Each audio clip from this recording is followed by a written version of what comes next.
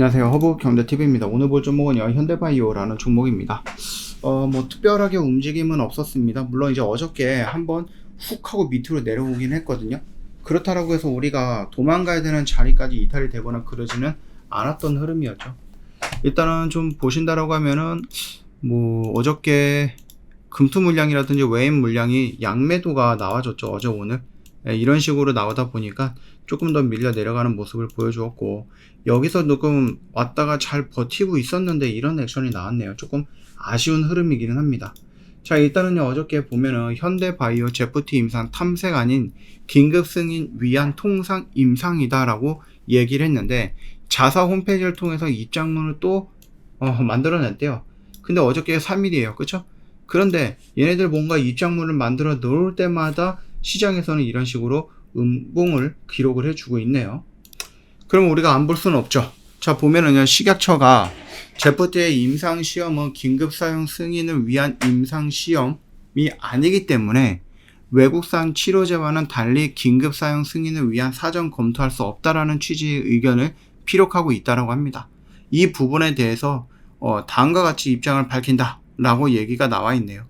제프티 임상시험은 긴급사용 승인을 위한 임상시험이 아니므로 외국산 치료제와 달리 긴급사용 승인을 위한 사전 검토할 수 없다는 식약처 의견에 대해서 당사의 입장을 보자, 이런 식으로 얘기가 나와주고 있네요.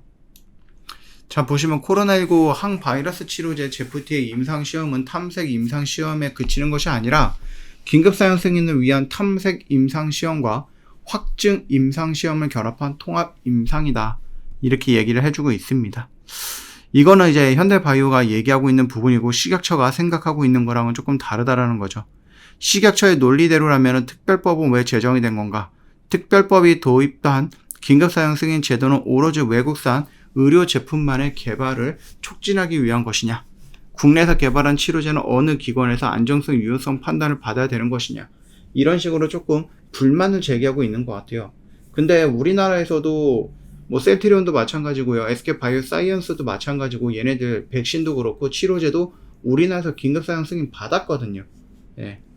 물론 이제 현대바이오랑 비교해 보자라고 하면은 덩치가 어마어마하게 크게 차이가 나기는 합니다.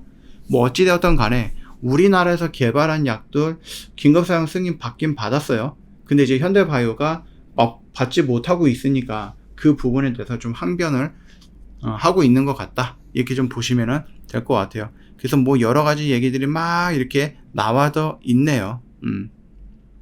뭐 어찌되었던 간에 한 지금 9개월인가 지났죠? 긴급사용 승인 신청을 한다라고 해서 신청을 해놓고 움직였던 게 지금 6개월인가 9개월 정도가 지났는데, 아직까지도 물론 이제 SK바이오사이언스 같은 경우도 시간이 조금 걸리기는 했지만 결과적으로는 승인이 나왔고 이 정도까지 걸리지는 않았습니다만, 현대바이오 쪽에서는 일단은 너무 오래 걸리고 있는 것 같아요.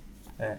그러면서 지금 저번에도 그렇고 이번에도 그렇고 조금 부정적인 부분에 대해서 해명을 하는 공지를 올려놨거든요. 저번에는 왜 계속해서 이 식약처가 시간을 끄는가, 왜 긴급사용 승인이 나오지 않는가에 대해서 공지를 냈다가 개파락 맞았고, 그리고 어저께 같은 경우도 식약처가 이런 부분 때문에 긴급사용 승인이 조금 어려울 것 같아 라고 의견을 전달하니까 그거에 또 해명을 냈고, 물론 그 해명으로 인해서 어저께 한번 쭉 밀렸다가 일정 부분 반등이 나오기는 했지만은 계속해서 뭔가 불안함 또는 불길함 또는 긍정적이지 못한 이런 소식들이 계속해서 나와주고 있는 거예요. 우리가 현대바이오를 접근을 했을 때에는 이유가 몇 가지가 있었습니다. 근데 범용이라는 단어까지 활용을 하기 위해서는 시간이 조금 오래 걸릴 것 같고, 그 범용으로 가기 위해서는 우리나라에서 급한 대로 우리나라에서 긴급사용 승인이 나와줘야 된다는 전제 조건이 붙겠죠. 물론 얘네들이 우리나라에서 안 되면은 해외 쪽으로 먼저 넘어갈 수도 있긴 하지만 그거는 우리가 아직 모르는 거잖아요. 뭐 어찌되었든 간에 뭐 여러 가지 이슈들이 확장이 될 수는 있겠죠. 근데 지금 당장에서 우리가 재료를 놓고 본다라고 하면은 내가 여기 눌리는 구간에서 접근했던 이유는 하나예요. 긴급사용 승인이 오케이 사인이 난다라고 했을 때 거기에서 움직이는 변동성을 먹기 위해서 접근을 했다 라고 보시면 됩니다. 물론 이제 숨겨져 있는 여러 가지 재료들도 있을 거예요. 중국에서 한번 뭐 와가지고 둘러봤다. 근데 그 뒤로 뭐 무소식이고, 그 다음에 뭐 방글라데시, 인도네시아, 뭐 이런 쪽에 댕기열 관련해갖고 지금 협의를 하고 있는 것 같은데 그것도 아직까지가 명확한 것은 아니고 그렇다라고 하면은 지금 진행이 되고 있는 명확한 부분은 뭐냐라고 했을 때는 긴급사항 승인이거든요. 근데 그게 부정적인 발언을 해줬다? 그러면 우리가 얘를 조심스럽게 봐야 된다는 얘기죠. 우리나라에서 긴급사항 승인이 안 됐다라고 하면 얘는 단기적으로 하락을 할 거고 추세를 이탈할 겁니다. 그러면 그 흐름 속에서 뭘 해야 됩니까? 우리는 물량을 또 모아 나가야 된다. 왜? 얘네들이 해외 쪽에 긴급사항 승인 신청을 하기 위해서 또는 해외 쪽에서 뭔가를 하기 위해서 이쪽으로 방향을 바꿀 거니까. 이게 정답인가요? 이렇게 할 수도 있죠. 근데 우리는 일단은 여기서 물량을 모아 간다라는 거는 아니에요. 예. 우리는 여기서 접근을 했던 이유는 긴급사용 승인에 대한 기대감이었거든요. 근데 그 기대감이 우리나라에서 안 된다라고 했을 때는 그거는 도망쳐야 되는 조건이 됩니다. 우리가 여기에서 여기까지 매수를 했으면 평단이 대충 요 정도일 건데 우리가 여기서 매수했다가 여기까지 왔잖아요. 그래서 여기서 대량으로 했기 때문에 평단이 요 정도가 될 거예요. 그래서 평단이 지금 한 26,000원, 27,000원 요 언저리 라인이 될 건데요. 그러면은 얘가 여기서 지켜줘야 될 자리를 여기로 세팅을 해놨죠. 이때 악재가 나온 거잖아요. 왜 긴급사용 승인 신청을 했는데 6개월 동안 9개월 동안 아무런 소식이 없어? 라고 해서 공지를 내대다 보니까 여기까지 떨어졌던 거고 그 뒤로 이렇게 가다가 어저께 공지가 또 나온 거죠. 해명글이라고 할까요? 항변이라고 할까요? 뭐 어찌되었던 간에 그 흐름이 나오면서 딱 밀렸는데 버텨내고 있기는 해요. 근데 만약에 이게 내일 뭐 이런 식으로 나온다라고 했을 때에는 일단은 그때는 좀 도망치자라는 거죠.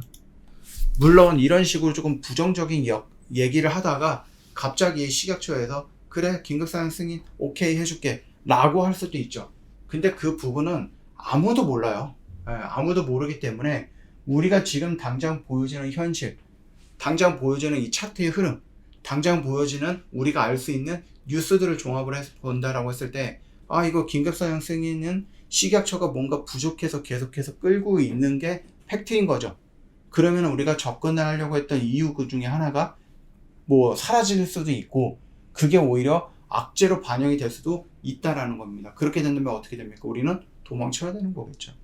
자, 그래서 만약에요 얘가 장중에 갑자기 확 무너진다라고 했을 때는 여기 이 저점 라인이겠죠. 한 23,450원 정도 이 저점 라인을 이탈을 한다고 했을 때 혹시라도 희망을 갖고 있다라고 하면 물량을 조금 조절하는 게 맞겠고요. 그게 아니다라고 하면 여기서 깔끔하게 정리하고 그리고 나서 다시 한번 좀 구경을 해보자라는 겁니다. 그렇게 좀 대응을 하는 게 맞는 것 같아요.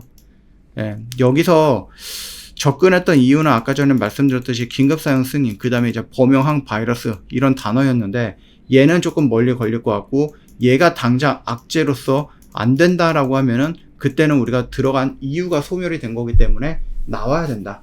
우리 이거 많이 매매했죠. 매매를 여러 번 했습니다. 근데 그 매매를 했던 이유는 뭐예요? 결국은 상승할 수 있는 재료가 계속해서 유지가 됐기 때문에 계속 매수하고 매도하고 매수하고 매도를 반복해서 지내왔던 겁니다.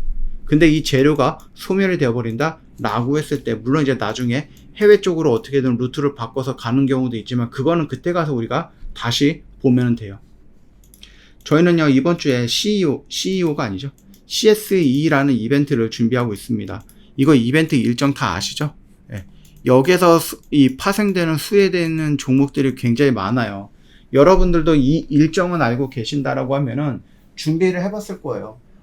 CS가 2024년 1월 달에 열리네? 행사가 있네? 일정이 있네?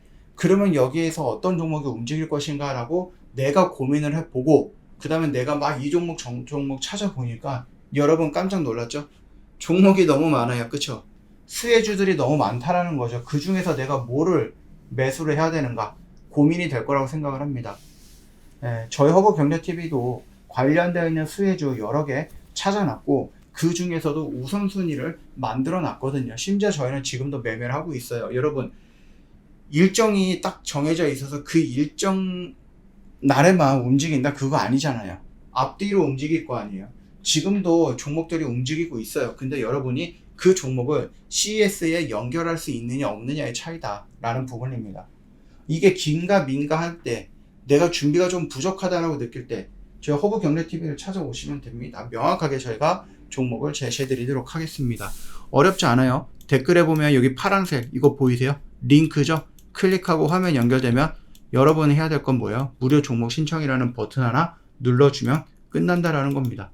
너무 간단하지 않습니까? 네. 다음 주는요, 저희 CES 관련되어 있는 종목만 매매해도 정말로 많이 매매하고 바쁘게 매매할 거예요.